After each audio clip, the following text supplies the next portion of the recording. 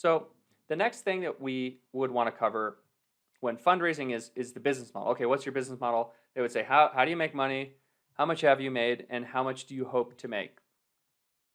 I see a lot of decks that, when you look at the slides about the business model, you just scratch your head at the end. You're like, I still don't get it.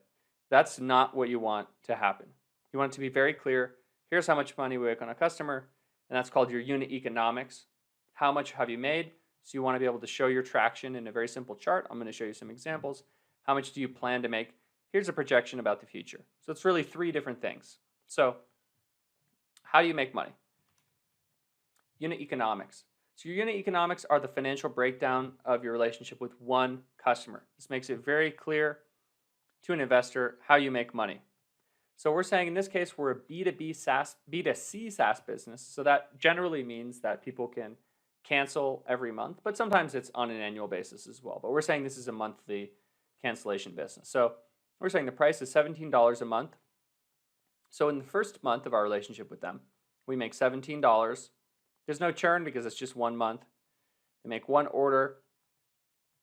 The gross profit is 71%. So in profit, we make $12. They spend 17.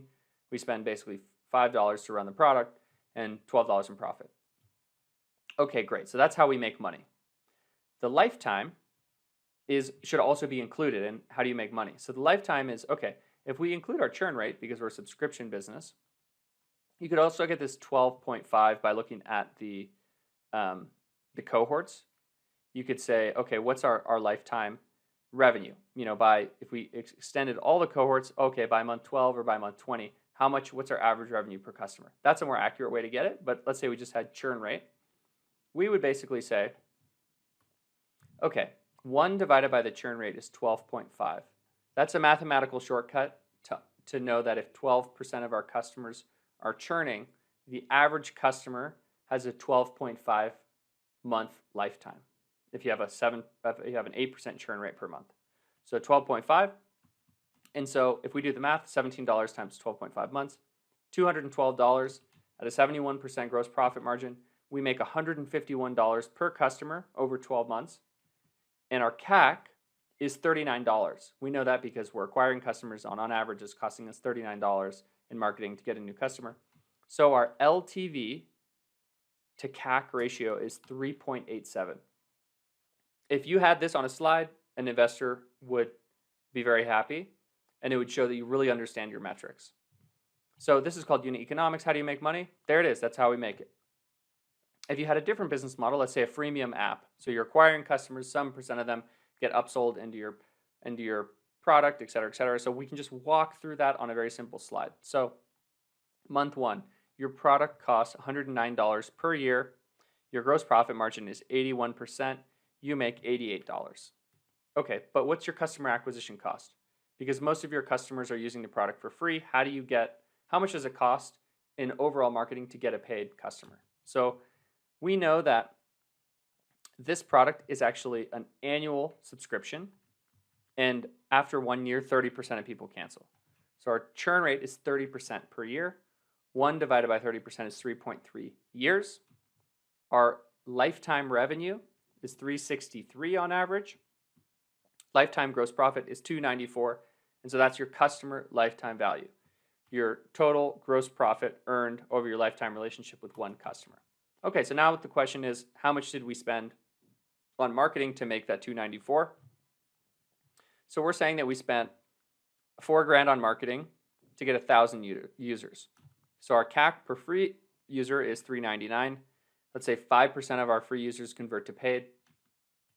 So 50 of the 1,000 convert to paid. So 50 divided by the marketing is an average CAC of $80. Customer acquisition costs $80. So again, we spent $80 to acquire a user, and then we expect to make $294 on our lifetime relationship with that customer in terms of gross profit. So our LTV to CAC ratio is 3.69. That is how we make money. So this is a great way to explain that in your seed fundraise.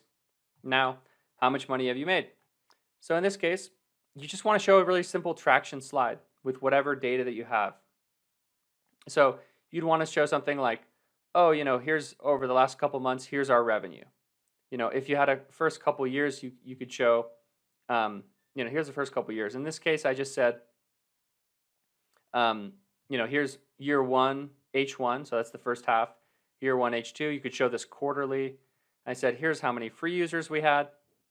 Here's how many paid users we had. So we're assuming this kind of like some kind of app that's a sort of freemium. So we had a certain amount of paid users, certain amount of revenue, certain amount of net income. And so here I said, here's our revenue in the first half. Here's our effectively burn. Here's our revenue. Here's our burn, and it's going up. And this is our paid users going up. And so you just want to show that you're making money. You know how much money you're burning. You could also include in this chart maybe like your average revenue per user going up over time as you monetize users more effectively.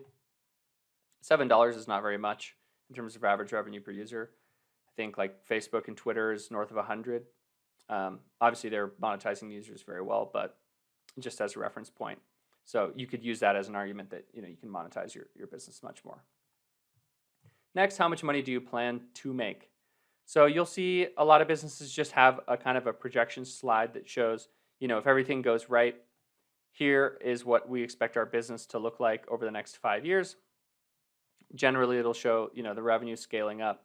You'd want some kind of a model behind this that you can, you have assumptions that underwrite these numbers, but you'd effectively show an extension of your traction with your projections. And some people also actually just include it all in one chart. And so they would say like, actuals, year one, year two, and the rest would say like projections. So that's what I did on this chart. I said year one, year two, these are actuals here, and here's the projections. And so you can show it all in one chart for how much money do you plan to make.